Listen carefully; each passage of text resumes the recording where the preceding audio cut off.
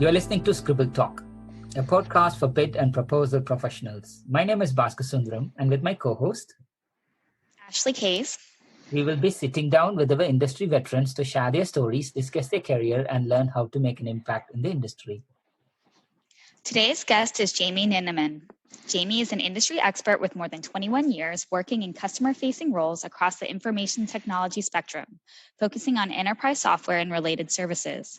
In his current leadership role at SAP, he is both the global lead for the bid and proposal management, as well as the head of multiple global shared services organizations. Previously, his experience includes leading services organizations, defining and executing enterprise transformation strategies, and managing key customer relationships.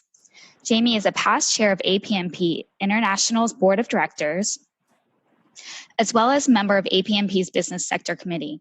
Welcome, Jamie, to Scribble Talk. Great to have you with us. Thank you very much. It's a pleasure to be here.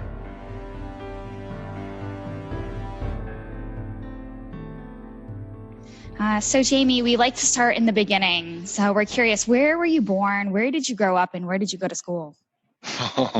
Okay. So this is an interesting response. I'm happy to share this. I was born in Hollywood, California, actually, and my mother and my father both at that time owned an international house of pancakes. And when they went on their honeymoon, they fell in love with a town in northern New Mexico called Taos, New Mexico. It was a little former artist colony that just grew over time. And they loved it so much that they sold everything and they moved my older brother, my older sister, and myself out when I was 11 months old to Taos, New Mexico.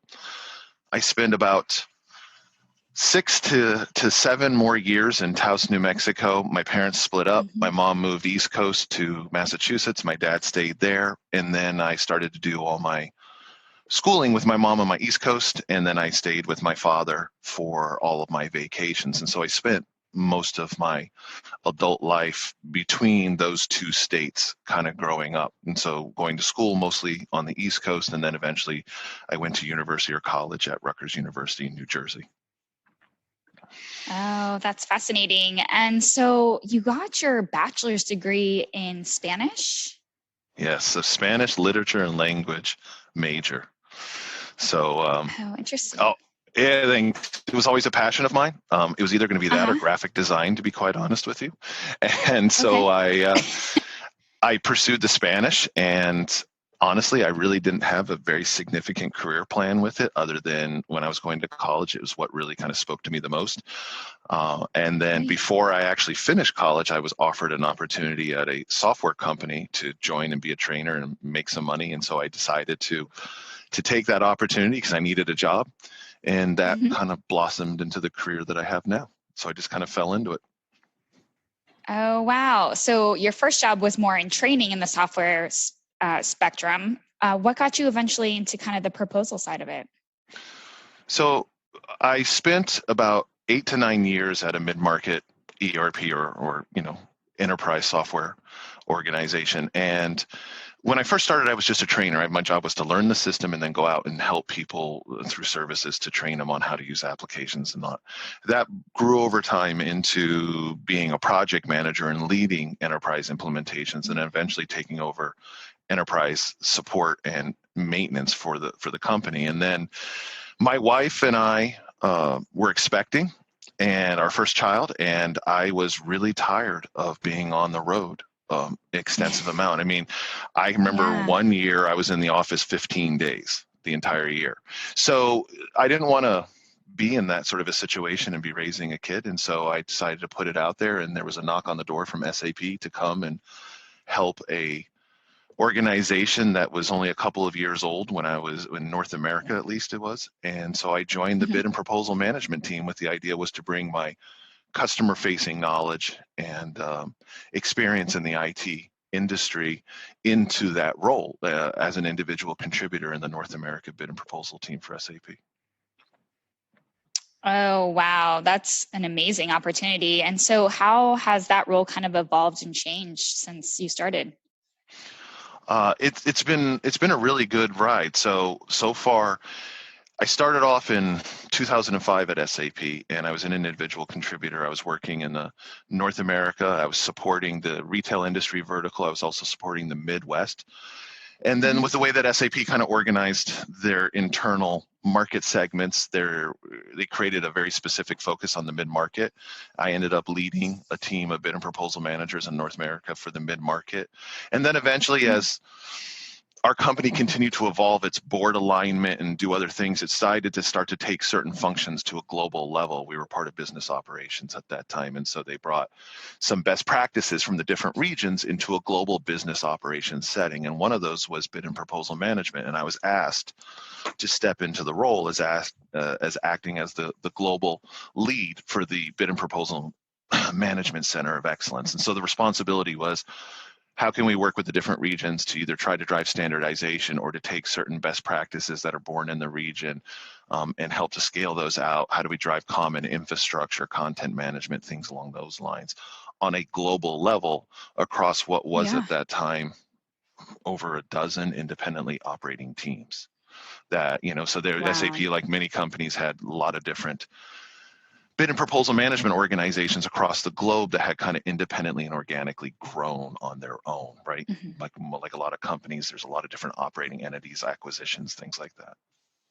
Right. Oh, that's really amazing that the company saw that need and really wanted to drive some standardization. Are there any areas globally where the process differs or the needs are slightly different that you have to work into that standardization? Oh, yeah, of course there are. So when you think about it, right, just the cultural elements and the regulatory elements alone drive a significant amount of unique aspects. So as an example, in North America, in the commercial side, you don't really require wet signatures on proposals, right? It's not needed to do business in the commercial side of it. But if you start to get into places like EMEA or MEE from a region, then you're going to find that it's very common. How you handle references is entirely different. And so those are just sort of regulatory or sort of cultural aspects. Then when you start to get into things like APJ, obviously different cultures, whether it be Japan or Korea or Southeast Asia, they have very different ways of doing business. So you can drive or attempt to drive some standardization, and we're successful in some regards and we're not successful in others, just like most companies. But but you have to take that into consideration when you look at it, right? It's not about being a cookie cutter. It's about understanding the fundamental principles that you're trying to drive from standardization, and then providing empowerment and allowing the people who are in those regions to be able to manage to some of the unique aspects that they have to.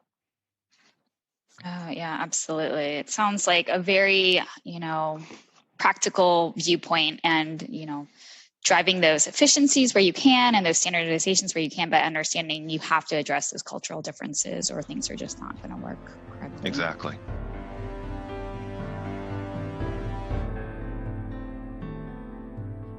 So over the years, I'm sure that you've worked on some very memorable proposal or capture efforts. Are there any that stand out in your mind? So there are many that kind of stand out in the mind. But if you go back to it, it was very interesting to kind of work with some of these companies that are now major brands that were significant back then, but have just grown. And so whether it was a proposal for the Under Armour organization, I also remember supporting some of the public sector aspects. There was one deal which was all about supply chain. It was about getting from the factory to the foxhole was the tagline, right? It was about getting goods for the supply chain from the factories to the troops that in the United States Army and Armed Services that needed it. So there are many out there. But the funny thing, you want to know what's funny? While we all can sit there and look at so many different bids or tenders, what's really interesting is the thing that stands out more with me is the people than the actual bids. Right? The memorable, all the different people I've worked with over the years, the different characters who are in the trenches with me. That's what I tend to remember more than the actual bids on that side. And so were those efforts, in-person war room efforts that you saw day in and day out? No, I'll be honest with you, that kind of war room effort is not necessarily sort of a standard practice that a lot of us have to do. SAP as a company is very large and very remote based. There's a lot of different resources that could be brought into an individual deal across the globe. And there are, on occasion, account war rooms, and they do that. But we find that it really hasn't been necessary to be co-located like that to actually be effective in pursuing a lot of these bids. We've actually been very successful and very comfortable from a corporate culture in kind of working remotely with people, which has been That's to our amazing. benefit, right? Because if you think about what we're all dealing with right now, right? Oh, for sure. It probably wasn't a very big adjustment for you guys since you do so much remotely and virtually. For some of us, it wasn't as much. Like myself personally, no, most of my team is located across the globe. And so I have a handful of people that sit in the office with me that are part of my personal organization, but we're also used to working with people. I mean, we used to joke around that you could work with someone for 3 or 4 or 5 years at SAP and never actually meet them. Right. And so it was, because, maybe they're located in Europe or EMEA and you never get a chance to go there, or they're here. So some people in our organization obviously had a lot of transition as part of quarantine, which is what you would expect, either because their role was significantly affected. Maybe they were an event planner, things along those lines. Maybe they were in charge of marketing and different aspects, or maybe it was something just as simple as they can work remote, but their environment at home isn't that conducive to it. So I think that we still, like a lot of other companies, really felt and continue to feel that. Oh, yeah, absolutely. But you do have, it sounds like, some great success doing a lot of your proposals remotely. And it's something that some companies seem to struggle with. Do you have any best practices you can share? The biggest best practice, one of the biggest success factors, I mean, you obviously have all the logistical items like, the tools or the infrastructure that can make some of that process much easier. So like as an example, how do you virtually meet, and do you need to do sort of design thinking sessions? And if you have to do a design thinking session, can you effectively do that remotely? You have to cross some of those different bridges a little bit differently. I really think, though, that one of the biggest best practices is for everyone just to get past looking at it as a remote proposal. Just look at it as a proposal. Just be in it to understand that you're trying to put a proposal or an RFP together. Don't classify it different as a remote or in person. And if you get past a little bit of those sort of categorizations from a mindset or from a cultural standpoint, then it just becomes sort of business as normal, and you guys just are able to communicate. And yes, there are some challenges that you have to overcome with, making sure that you have constructive environments to dialogue, or whether it's, a team review or other aspects like that. But I think that if you can get past that first part, which is just treating it differently because you think it's different, I think you can get through a lot of that. So maybe it's a little bit of a simple view, but I really do believe that. I think it helps promote a culture and a mentality in approaching this. Absolutely. It sounds like great advice. And if you just tackle it the same way and get around the barriers and don't dwell on them, I think people would have a lot fewer issues with the whole idea. It requires the whole team being invested. That's not something that just a proposal manager can do themselves and then expect it to be successful. The whole team has to be bought in on that. Absolutely. So I understand you're part of the advisory board for Rutgers University's cybersecurity certificate program. Can you share some details about that? Sure. It is a program that was rolled out a couple of years ago at Rutgers University, and it's actually just being rolled out again at Ithaca College here. And the idea is that it's a certification program. So it's not that you're going to the university. It's not like you're going to get an associate degree or a degree in it. It is a program which is more business oriented. So this isn't about people going in and, like on TV, and learning how to code or stop a certain type of attack. This is more understanding the business aspect. So the program will take you through what the regulations are. They'll take you through aspects like, did you know that there's cybersecurity insurance out there? And as an organization, should you be partaking in that? Should you not? What's the aspects of it? So there are a lot of different subsections to the program, but I was approached and asked to join that, not because I'm a cybersecurity expert, but to be able to provide my thoughts and ideas around, is the curriculum robust? Is there a different way in which they should approach it? And so when I had the conversation with them, I was quite open. I'm like, I'm not going to bring a lot to the table from a actual cybersecurity sort of fundamental topic, but I can tell you through my experience with APMP, through my experience in as the chair or the vice chair and working on certification. So the idea of certification and the concept of certification, some of the experience and best practices that I have around that is kind of how I look to contribute to that organization. So I've been with it for, this will be a couple of years now, and there's talk of there's an invitation to join the Ithaca one too, which is something I very well may do as well. So for me, it's kind of fun. It's an industry topic that I'm not super familiar with, but the concept around certifications and programs around certifications and things like that, I feel much more comfortable with. And so it's kind of neat to get in there and share what I know and then also learn a lot. Oh yeah, absolutely. And cybersecurity is, so critical. And as technology evolves and changes, it maintains importance for pretty much everyone.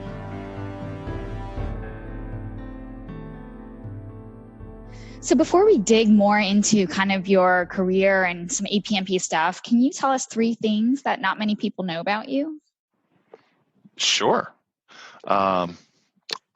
Most people probably don't know that I was a Spanish literature and language graduate. That was my degree, is in Spanish language and literature, right? So they probably don't know that. They probably don't know that I grew up not only in a family that ran restaurants, but also my mom at one time owned commercial fishing vessels. So we had scallop boats up in New Bedford, Massachusetts. And as a result of that, and my brother, who's 8 years older than me, I actually ended up doing some work on the fishing boats up in Alaska. So not the crab boats that everybody sees on Deadliest Catch, but these were the salmon tender boats. So we lived on a 1950s 150-foot submarine chaser, an old Navy boat that was converted into a salmon tender boat. And so we used to go out and we would live on that, and where fish and wildlife would say there could be salmon spawning catches, you can go and catch the salmon. The small boats would catch it.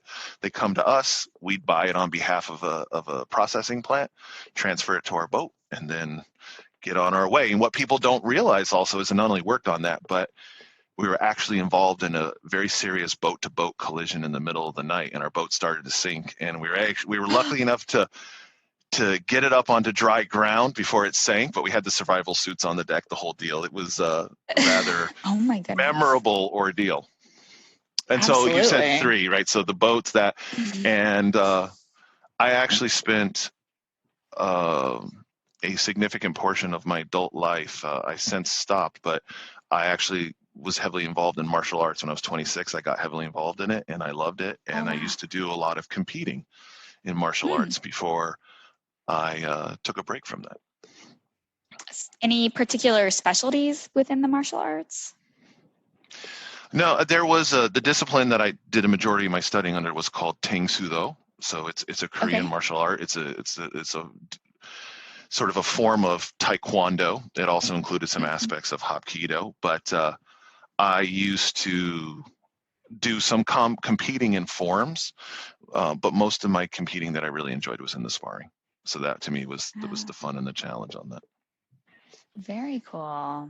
And you mentioned a bachelor's degree in Spanish. Do you still speak Spanish? I can. I'm a little bit rusty. Unfortunately, in my earlier part of my career, I had an opportunity when I was a trainer to use it more than what I do now. Can I still read it? Can I still write it? Yes. But most of my training in it wasn't in the business environment. So most of it is more conversational than it would be like translating from a business standpoint. Right. Yeah, absolutely. And it's one of those things, you lose it if you don't use it very often. Yep. So can you tell us a little bit about your journey and experience of building a bid and proposal management profession and shared service at SAP? You talked a little bit about it, but is there anything else that you might share about that? One cool story is, in addition to the role of kind of the lead for the Center of Excellence, the global lead for bid and proposal management, and then actually working with the regions, we ran into a very interesting situation one time where we had acquired a couple companies, and then we let those companies run as operating entities that were standalone, independently for a couple of years before they were really kind of merged together. And then the decision was made to merge those together. And in doing so, this gets into, this whole idea of adaptive learning, right? What used to work or has worked to us for a long time isn't necessarily what's going to work well for the future. So in that case, we had a group of people, around 17 people, who came from cloud organizations who were very used to working in certain manners, and their environments were very used to it. And that wasn't really going to be feasible, right? Just bringing to a large company and to a more global setting, and the pipeline is dramatically growing as these new acquisitions products are pushed, and there just wasn't the capacity or the scalability. And so I had to make some changes, and in doing that, it ultimately ended up resulting in divesting certain responsibilities from those bid and proposal managers and actually moving them into a shared service. So the idea wasn't to devalue the bid and proposal managers. It was to alleviate some of the work they were doing for the pre-sales, in this case, RFP, question and answer stuff, kind of like that, and then to move it into a more scalable global shared service. And so over the last 5 years, that shared service has continued to grow and really thrive. And the idea is, it's not about, like I said, devaluing. It's actually about lifting the value. It's about keeping the strategic resources strategic, and then providing these very tactical support services through augmented models, right? Building in shared services. And the shared services are phenomenal. I mean, the people in there are just amazing. They're smart. They're really strategic. They do a fabulous job. But for me, that was another interesting journey, right? The idea was there was a business issue. It was significant. People were used to it and wanted it a certain way, and we said that isn't possible, and it was escalated. And in face of the escalation, we said that, you need to come up with a different idea. And so they gave us the runway to do that. And so we pitched this new idea for the shared service, and then watched it grow from nothing to where it is now. And so for me, that's been a very fulfilling part of the journey as well. It's not just to take a look at bid and proposal management from the standpoint of, this is how we do processes and practices, what the box says, what the different ATOs say, but it's also getting into the business side of it and really understanding that there are very different execution models and very different execution model setups, and they're very dependent not only to what you want, but to how the larger environments in these business work, right? How do pre-sales like to execute? How do your sales resources like to execute? What is your company willing to take risk on and not willing to take risk on in terms of building out new ideas and new models? So for me, that was something that I think is a little bit more off of the sort of the center mark or the middle mark of what you would expect.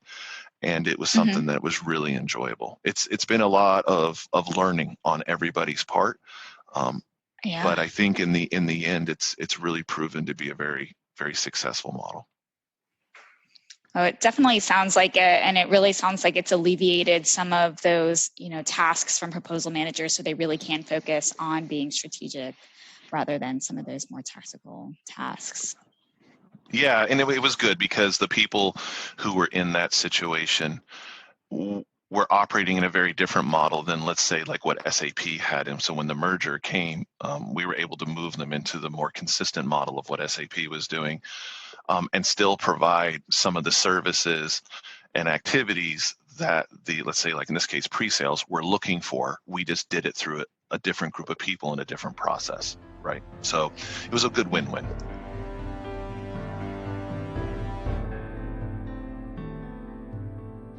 So we talked a little bit about your involvement with APMP. When did you join APMP as a member?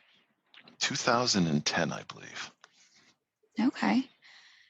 And do you remember your first time participating in Bid and Proposal Con? I do. I think it was, if my memory is correct, it was in Denver. I think it was the first year that Rick Harris was also leading the organization. I can't remember if they coincided. Memory, I think, says that. But yeah, it was back in Denver. It was awesome. I mean, I found APMP just kind of through word of mouth.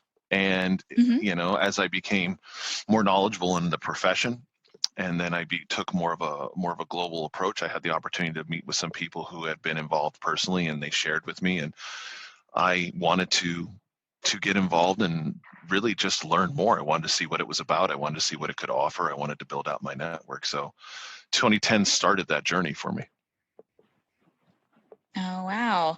And then, so you went on to become the past chair of APMP's International Board of Directors, as well as a member of APMP's Business Sector Committee.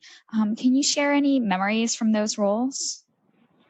Oh yeah, there's so many good memories. I mean, APMP for me has just been full of amazing memories. You know, all the bid and proposal cons, working with some of the local chapters. One thing I love about APMP is just the passion of all the individuals, right? We share that camaraderie on what we do, but you get involved with the passion.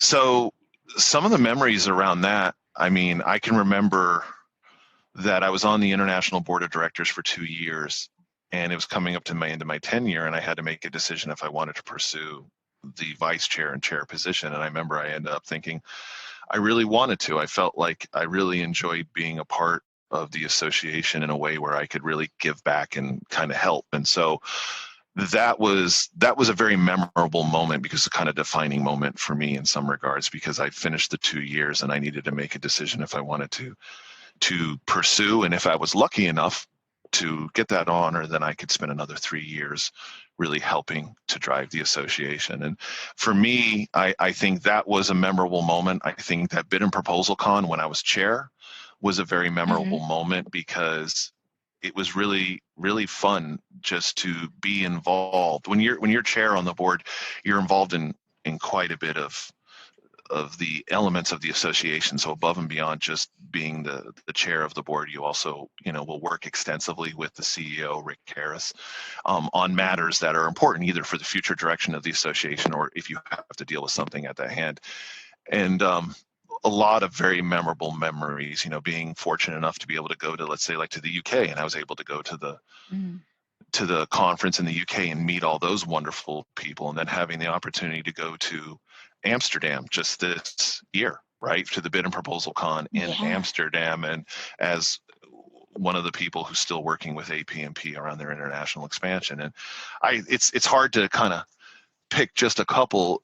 It's really just chock full with just amazing people and really amazing experiences.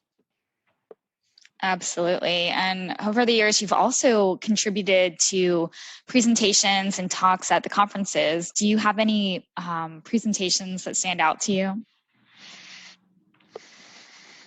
I think one of the ones that stood out to me was one of the first ones that I did, which was going back. I mean, if you're talking about as an individual contributor, I'm not talking like in the board or things like that, but it was really just talking about global organizations, right? About bid and proposal management, global organizations. And so for me, I think that stands out because it was one I was very passionate about. And it was also, I think, the first time that I ever presented at Bid and Proposal Con.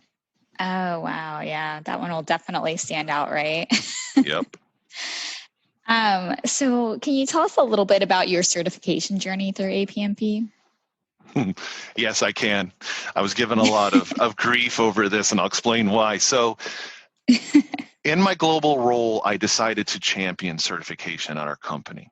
And what I mean by that is I was fortunate enough to be able to acquire a corporate membership for my company right now, for SAP, in which we could extend then a membership to everybody globally. And we spent the next several years sort of building more traction with people in the organization around APMP. There were a lot of champions, so to speak, people in EMEA or ME or even North America who were very interested in APMP and helped their colleagues to understand that. And it was very clear that we had a small percentage of our overall organization that had certification at that time. And we all know that there are challenges around development activities, right? We all look to APMP for a lot of professional development because a lot of companies have sort of the skill sets, the transferable skill sets, whether it's presentations and communication or writing or things like that. But when it gets into our discipline, they don't. And so I decided to make an investment and said, if anybody at our company was willing to pursue the certification route, then as part of our corporate membership, as part of the budget that my organization would help to sponsor, that we would pay for their certification.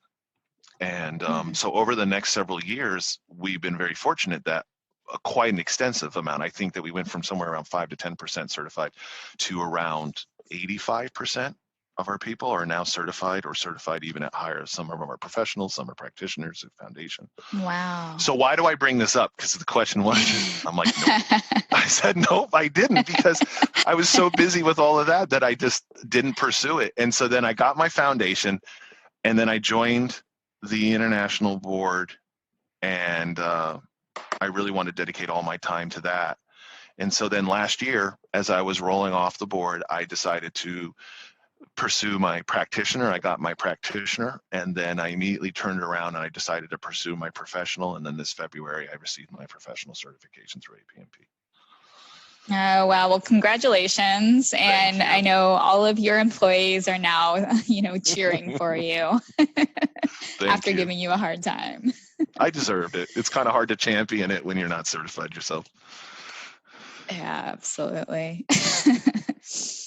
So that was a great segue into kind of our more lighthearted surprise rapid fire questions round. Okay.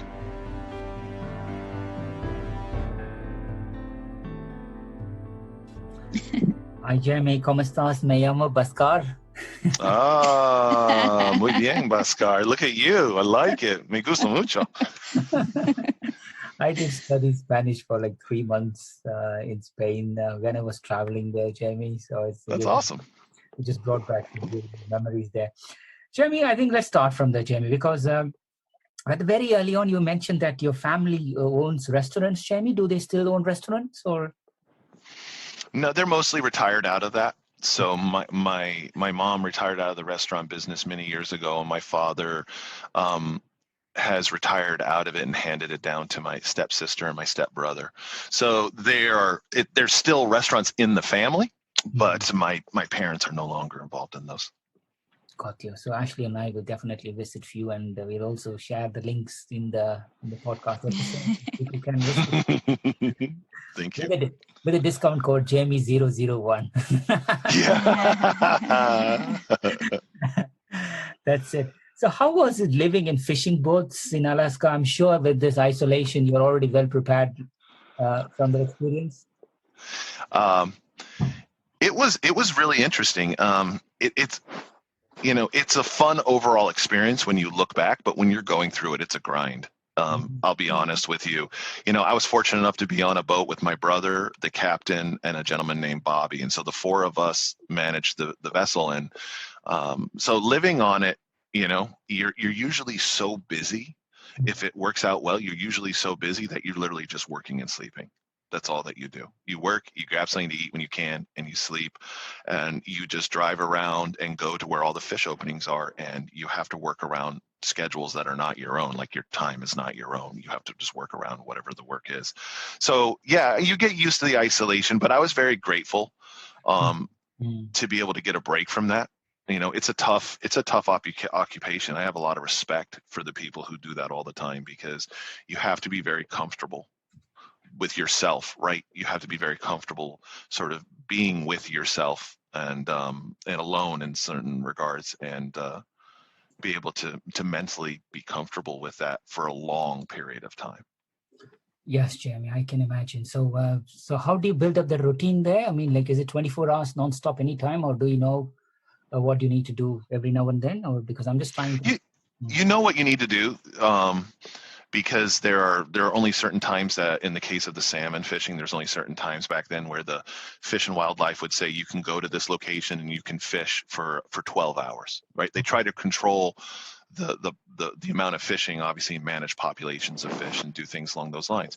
So where you have to go, but getting there, getting the boat ready, managing it when it's there, and then getting to the next one, it's where you have to go, but it could be 24 hours, or it could just be a really heavy 15. It just depends.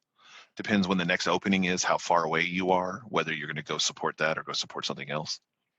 Got you, Jamie. So let's connect the Spanish language skills with the boat and say, if suddenly Jamie is owning a pirate ship, what will be the name of Jamie's pirate ship, and what will be your pirate name? Oh boy. I'd probably name the boat after one of my daughters, either Isabella, Ava, or Alexa. Something, one of those. And My pirate name, well, it couldn't, I can't grow a good beard and I don't have any hair, so we can't have something really cool like Blackbeard, right? Probably something along the lines of the notorious No Hair or something like that. Who knows?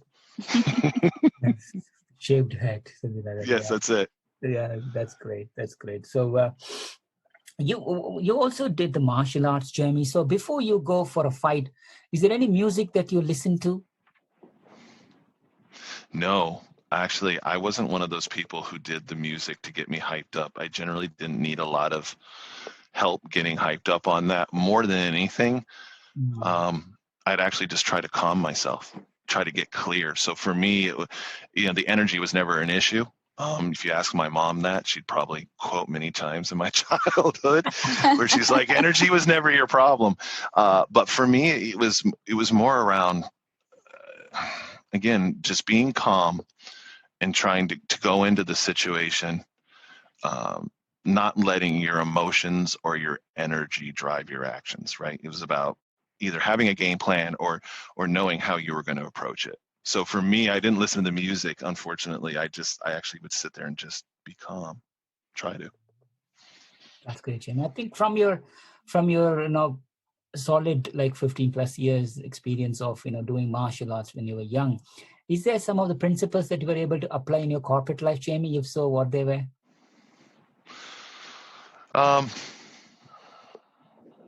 What's funny is that I did a lot of other sports before martial arts, and I'll take it outside of just martial arts.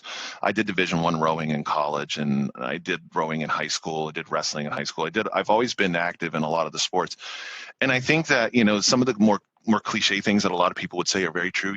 Understanding how to be an individual contributor, but also understanding how to be accountable as an individual contributor, but a part of a larger team. Right? Knowing how we each have a role to play and that we own that role, right? It's our responsibility. But then also to understand how to do that when you're truly on your alone, but also how to do that when you're trying to work in concert for a larger group. So if you take rowing as an example, I rowed in an 8-man boat. And so you would have 8 men rowing with a coxswain steering it. And, you're doing the same motion over and over and over and over again, thousands of times. You're taking a stroke, and sometimes in a race, taking strokes in less than every 1.4 seconds. And so being able to do that in time with everybody, and then being able to also do it correctly as you need to own that yourself. That I think is one of the things that has really, if I look back, I probably don't cognizantly think about it that much, but I would say that it's stuff like that, right? How can you be an individual contributor and own what you're responsible for, but yet be comfortable enough also to learn how to work with others? And then just pushing yourself, just the discipline part, being able to be disciplined, and then being able to understand that, when it's time to go, it's just time to go. And whether that's get up and it's time to race, or get up, it's time to fight, or get up even though you're exhausted, there's still stuff to do, right, in the proposal or on the bid or whatever it is. So for me, those are some of the things that kind of come to my mind most. Oh, that's brilliant, Jamie. I think, if anybody is listening to that, please do sports, because it gives you a much more holistic outlook to life. Jamie, I think, using that as a follow-up, Jamie, because at COVID, we all are locked down and we are in new normal. How are you adapting to this new normal, Jamie, and how do you keep yourself sane? I guess I've adapted to the new normal by just largely recognizing that it is what it is. Doesn't mean I wouldn't change it. It doesn't mean that there aren't things that we have to potentially, fight for or fight against or do that. I'm not going to get into all of that, but I just, when you recognize that the situation has been presented to us, and whether we like it or not, we have to find a way to make it through. And you can make it through and make it painful for yourself, or you can try to make it through and make it the best for you and your family. I mean, I'm in a home with my 3 daughters. I have an 8.5-year-old, I have a 14-year-old, and I have a 15-year-old. And a lot of people be like, oh, you're stuck in the house with 3 kids and this and that. I actually look at it the opposite way. I mean, my family is pretty much my center for me. And so for me, it's okay, well, what can I do to make things fun? What can we do things different? Whether it's outdoor movie night if we can, or maybe it's a bike ride or we go. So I find sanity in this, and I find joy in this by looking to do things with the people I love. And sometimes it's just like, as an example, we love the game Uno, the card game Uno. I don't know if you're familiar with that, but we decided to do an Uno tournament in our house. So we took a big poster board, we created brackets, we randomly drew to see who was going to go against who at what point, and we ran a whole Uno tournament one night in our house just to be silly and just to have fun. So for me, it's still realizing that while we are confined geographically, we're not confined creatively. Great, Jamie. And who won the Uno tournament, Jamie? My middle daughter, Ava. She smoked us. I got to be honest with you. She takes after her mother. I've learned to never play cards with my wife. I learned that back when I was young, and then we would do the drinking games or things like that. I just never play cards with my wife because she always beats me. So my middle child has taken after her. Oh wow! Okay, at least you have two. At least you have two. That's with you, Jamie. In my case, all three. My boys are always with the mom, so I'm just on my own here. It's great. Jamie also mentioned that you are currently learning guitar. Yes. How is it coming along, and which band do you play? Maybe you could share more about that. So it's been about a 2-year journey now since I started. My daughter had always been heavily involved in band and music through school. She's been very successful in that. She played the clarinet, and then when she got into middle school here, she didn't really want to do the band anymore, and so she said, I'd be interested in learning guitar. And so I took her to a local music school here. They call the School of Rock is what it's called. And so it's a establishment that is independently owned, and they do all kinds of lessons and singing and piano and all that. So she started to take some guitar lessons, and I thought, that's really cool. I've kind of always wanted to learn guitar. I'm going to start to learn guitar too. So about 3 months into her taking it, I started to take lessons. And it's just kind of blossomed from that. The group where I go take the lessons at, it's just a fantastic group of people. There's a lot of adults who take lessons, and they run something they call the Adult Band Camp, and it is every Sunday night. They form these bands. There's about 6 or 7 bands, and every band learns 4 songs. You spend 3 months practicing the songs. Every Sunday night you get together to do it. It turns into kind of an adult social hour. There's food, there's drinks, you learn your band, you hang out with people. And then at the end of it, they have a bar down the street, which they take over for an entire night, and everybody plays their 4 songs live for the whole bar, and it turns into a big event. And so it's just as much about the music as it about the people. So for me, it's been a lot of fun because it's introduced me to a whole new group, whole new network of people here, really good people, and I'm actually learning how to play. So for me, it's been actually a more fulfilling experience than I actually thought it would.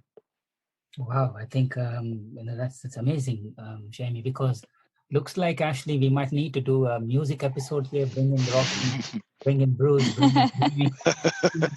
and then we sing and we kind of do it. That's great, Jamie. I'm glad that you're doing that. So thank you.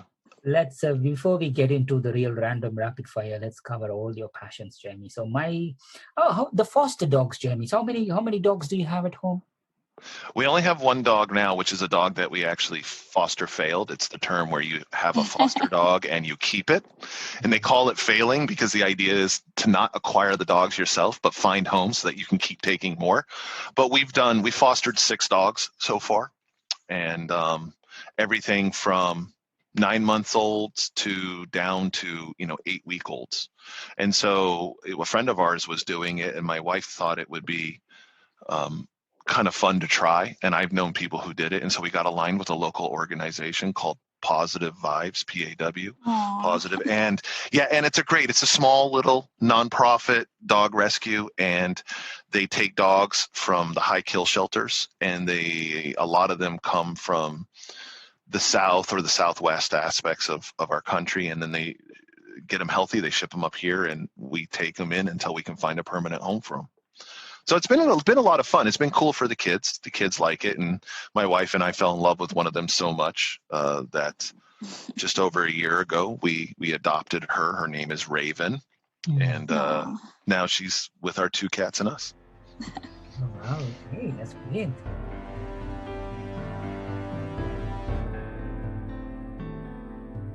Okay, Jamie. So now let's officially enter the rapid fire question. Okay. You ready? Yep. So if you could be any male or female sports star, who would you be? Bruce Lee. Oh, wow. Okay. It's great. Do you know why? If I had to choose, I'd love the martial arts, and I always think that he's been a very fascinating character. If you don't just look at the Hollywood, but actually look at the martial arts side. Wow, that's brilliant.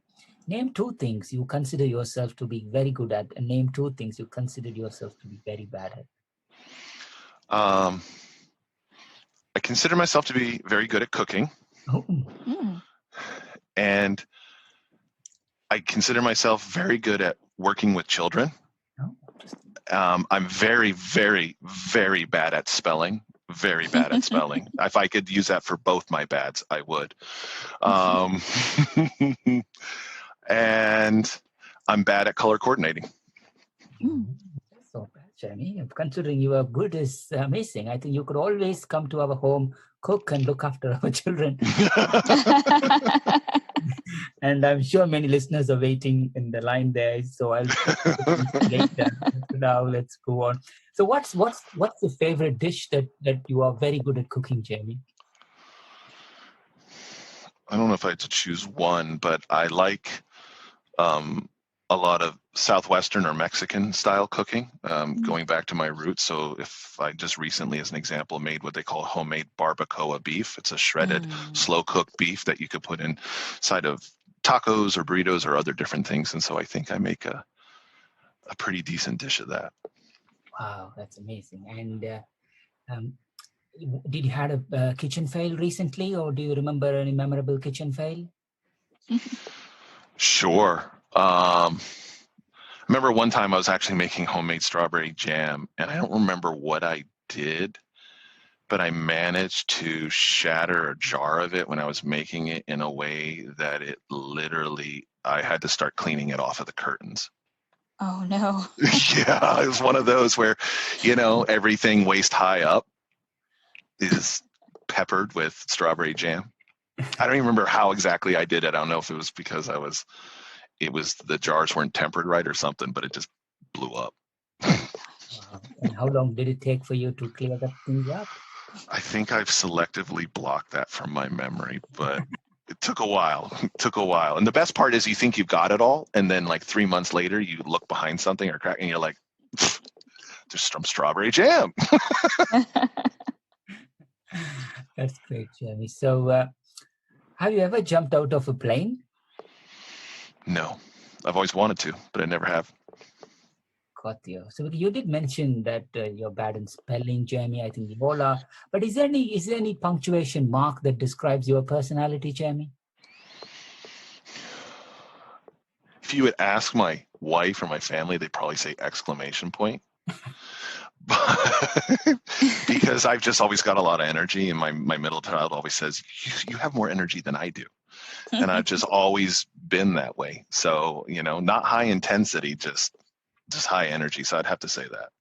Got you. Can you comfortably eat in a restaurant by yourself? Absolutely. I can comfortably go to a movie by myself.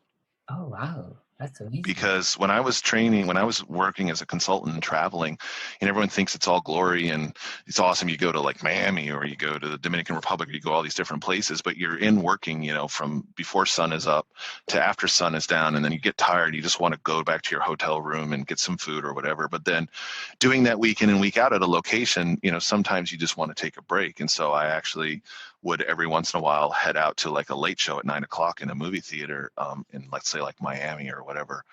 And at first it felt a little weird to go by myself, but then you kind of get over that really quick, and then it was just something to do. So ever since then, things like that never bothered me, eating by yourself in a restaurant and going to a movie, because when you live your life on the road, you kind of just get used to that.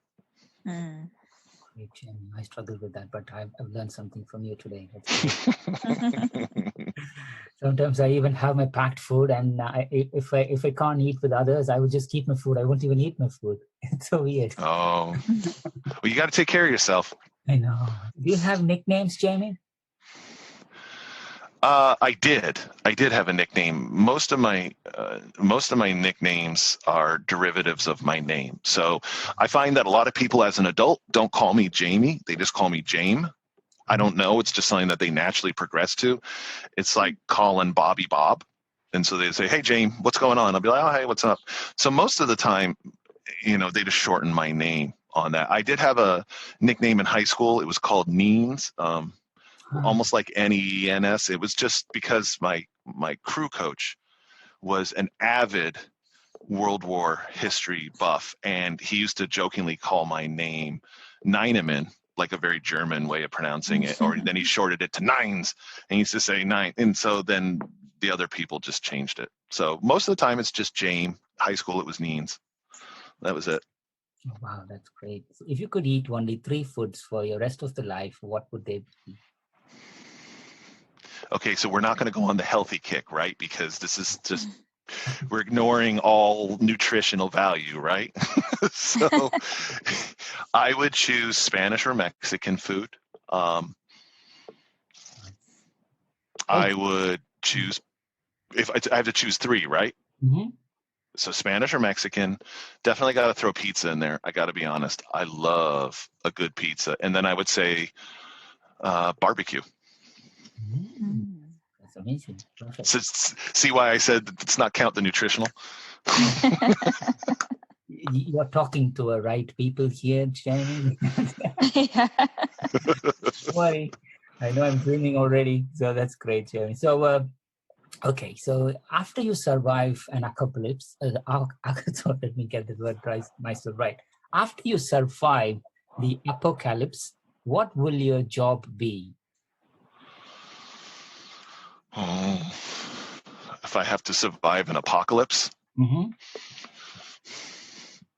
I would probably assume that if it's a real true apocalypse, my job's probably going to be a farmer or a hunter, right? That's what other choice are we going to have on that? That's a very logical decision, though. Amazing. If you had the power to shrink anything and take it with you, what would you do with it? Shrink anything and take it with me? Oh boy, that's an interesting question. I've never thought of it that way, or thought of that. And it's supposed to be rapid fire. I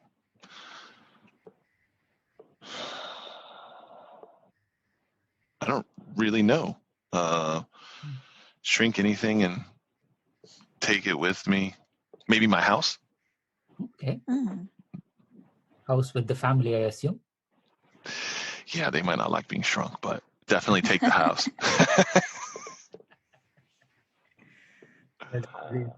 What's something that you have tried that you will never ever try again?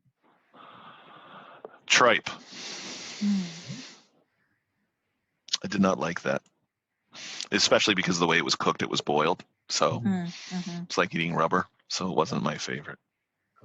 So, and you said you love pizza. Do you have any favorite pizza toppings, Jamie? Yeah. So I like a lot of regular, red sauce pizzas, and so I would have to say that sausage is probably one of my favorite toppings on that. Or if I go with a white pizza, I like spinach and regat. Got you. So if you ask your pet, the cats and the dog, 3 questions, what questions would you ask them? Are they happy? Is there anything that they would want different? And do you feel lonely? Okay, let's flip the other way around. If we could ask your daughters for a reference of you, what would they say about you? Big practical jokester. Very silly. And loves them a lot. That's what I think they would say. No. That's so nice. So what's the naughtiest thing you have done in school? Oh boy.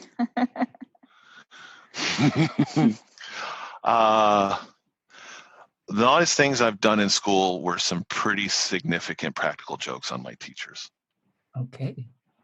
Very, very, very significant practical jokes on my teachers, me and a couple of my friends.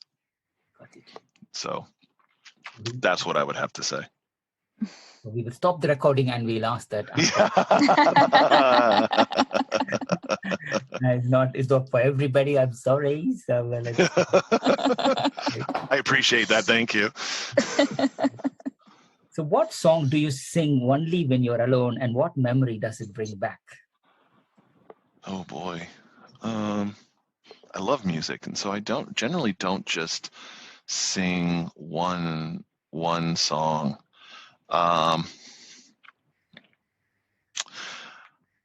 Okay, but sometimes, obviously the songs will bring back a lot of memories. So when I am alone, because I've been playing guitar right now and I've been learning new songs for the guitar, I tend to sing those a lot right now because they're just kind of stuck on replay in the back of my mind. But I will tell you this, that every time that Nirvana comes on, it's not something I sing behind the back, but every time Nirvana comes on, it immediately reminds me of senior year in high school. Because I can remember driving in a car going to and from high school, and Nirvana was really big at that time. And it just brings back a lot of those like senior year memories of the school and my friends and all the rest of that. Do you want to try singing Nirvana a few lines? Nope. Nope. I want to keep your podcast a positive experience right now.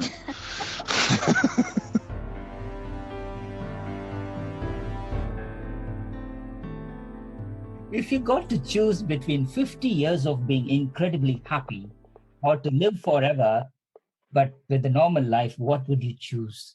The 50 years. Absolutely. Yeah, 100%. I'm a big believer it's how you live, not just living. Yes, that's great, Jim. What trait do you like the most about yourself? It feels very, I don't know, feels weird to kind of say that about yourself, but if I think I'm compassionate and empathetic.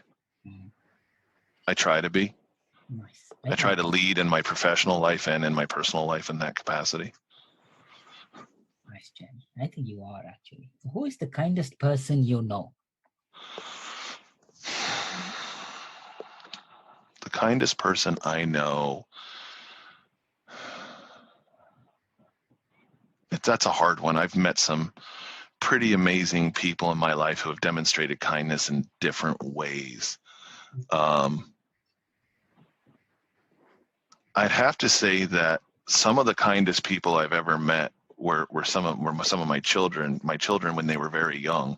And the reason I say that is just the true unconditional love that they would show you as a parent when you were having a hard time, or when you would see them respond and things like that. That's generally what I would say. It would be unfair to say that they all didn't display that. They did. And I know it's a little bit of a cheesy answer, but when I look back at kids, and I look back at some of the kids I have known, and I just see how they don't hold grudges. A lot of them are like my youngest daughter right now is completely unselfish in so many different regards. And my other daughters have also demonstrated that. So for me, I think it would have to be them. Personally, I know there's very compassionate people and very loving people out there.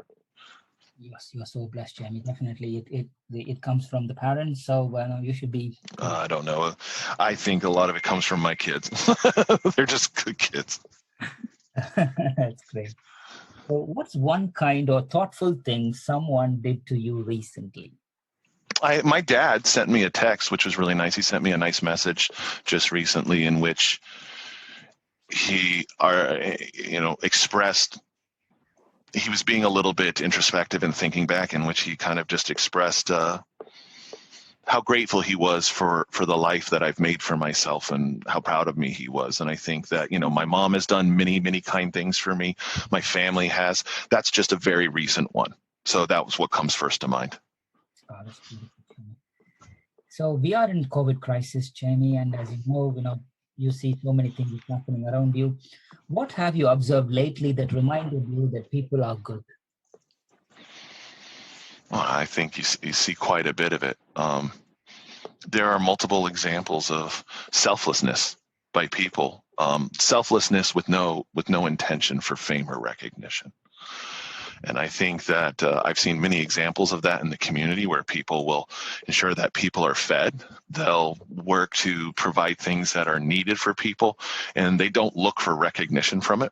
A lot of times it's anonymous. And for me, it just goes to show that there's a lot of good out there, and that there's a lot of love to go around for people if if the circumstances are dire like this. So for me, I think that you've seen in all the different ways, there's programs out there to feed first responders. There's things right now about adopting seniors so that you don't, from high school, so that they, get cool stuff and some sort of recognition for their graduation. So things like that have demonstrated it for me. So who are the people who have been the most influential in your life and career? From my parents and my wife. My parents, including my step-parents, have all been extremely supportive and extremely understanding. When I wanted to pursue my own professional career and not go into the family business of the restaurants, it was well received by my family. There was no pushback. And when I need advice from different situations over my years, they've always been very, very supportive. And that extends also very much to my wife. She's been really good at keeping me in check at times, and then also good at just being supportive and understanding that if we need to make a change and that change is really important to me, then we talk about how we could do that. So I think that those are the people who have been the most influential in my life. And so the last one from me is, what's the biggest lesson life has taught you so far? For me, it was probably compartmentalizing. And what I mean by that is, and this is something that I had to work on, there's lots of lessons around there about, love and life and all that. And there's just as many I've learned outside of this one, but it's how to understand and be able to keep different parts of your life from adversely affecting the others.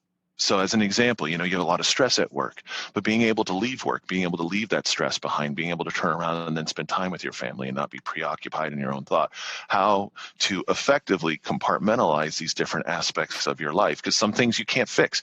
You have a problem, it has a bad day Friday, you're not going to be able to fix it till Tuesday of next week or when the next meeting is that you can address it, instead of just brooding or dwelling on it and letting it consume you. Just being able to recognize that I have to put that aside for now, and I have to compartmentalize it a little bit, and then I can focus and have joy and attention in other areas, because there's nothing I can do about it until that point, as an example. So for me, I think one of the largest lessons I've had to learn is how to manage the sensitivity around some of that stuff and really kind of grow as a person in that capacity.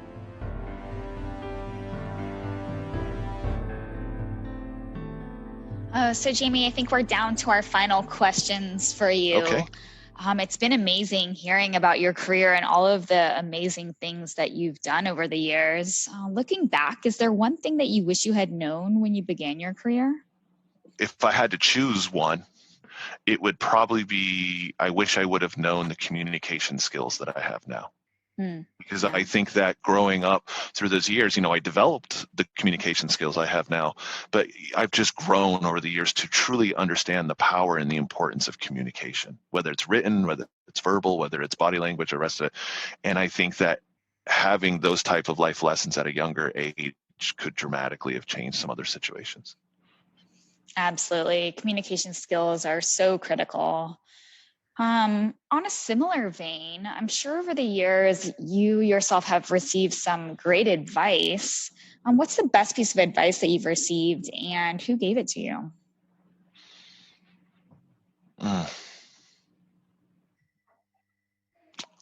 I don't know that I can answer that. I can just tell you that, again, for myself, as someone, like when I go back to that compartmentalizing, my grandmother used to have a saying, and my mom told it to me, which was, let tomorrow's worries worry themselves tomorrow. And it was just an old saying that kind of goes back to that. So I think for me, that was a very sound piece of advice that I kind of go back to. And the other one that I'll really go back to, this came from my mom, and I remember this. And if I'm going to get into a personal standpoint, she shared a story one time about my brother and my sister before I was born, and how it really took her a while as a parent, as a new parent, to really understand that each one of your children are going to grow up truly unique, and they're going to be who they are. And you can have an influence on that, but they're still on their own journey, their own path, and that your children will be immensely different from each other. And that's a perfectly okay thing.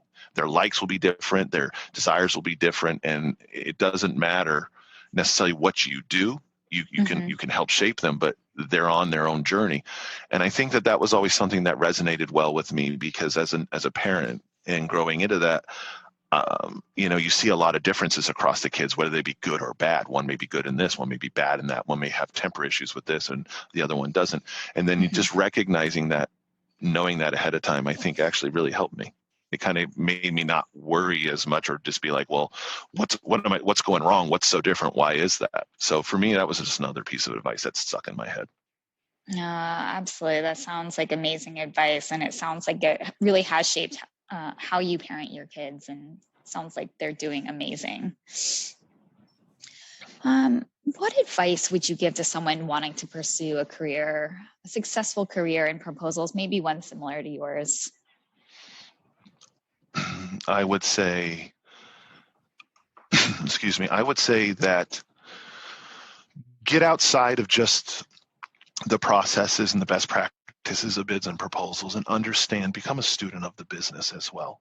I think that you don't need to be like going to Wharton Business School. I'm not expecting people to be MBAs or things like that, but just as much as we talk about getting in the head of our stakeholders, getting in the head of the customers and what the customers' needs are, we need to understand that of our own companies. We need to understand that of our own organizations. We need to understand the culture and the risks and the adversity to risks, or the desire to take those risks.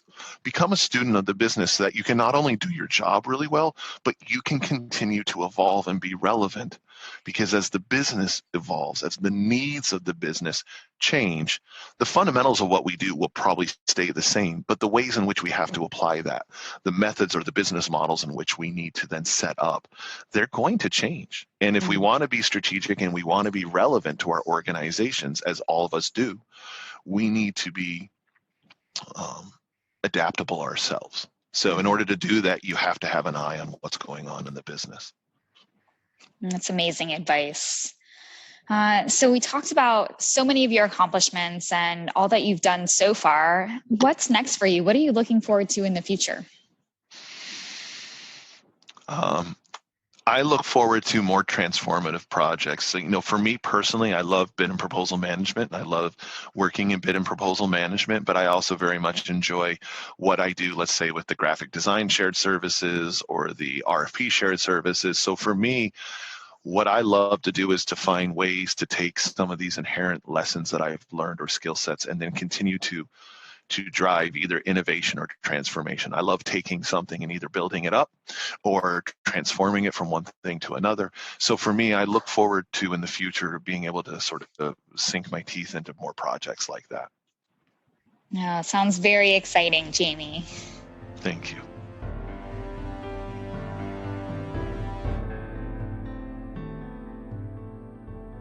Jamie, is there any part of your life or career that we haven't touched? Maybe we could spend the last few minutes on? No, I think we've done a pretty good job at touching quite a bit of it out there. Okay, here's a fun fact. This is just a fun fact, and I'll say this. Through circumstances that were not by design, I've ended up being a go-to person for calling bingos and doing a little bit of DJing. There was a need from a local church where someone needed to call bingo, and they wanted to ask if I would do it, and I did it. And then another person found out, another person asked me, and so I kind of do it as just a little charitable work around the community. And now it's turned into something where I DJ for our local pool, and I do a little bit of this on the side. Some people hire me for an event or this and that. It's not a profession by any stretch of the imagination, but it's just one of those little weird things in life that, like, oh, there was no plan around this. It just kind of organically happened. But it's kind of fun. It's just another little side hobby. That's brilliant, Jamie. I can only visualize how the whole environment. And you in your cool glasses and. Oh no. You ask my kids, right? They want to cringe when they see me up there DJing. Really? Let's leave it positively, Jamie, as you rightly said. Jamie, thank you so much for joining us at Scribble Talk. It's really been a privilege to have you with us here. Please do continue to inspire bid and proposal colleagues and everybody around you.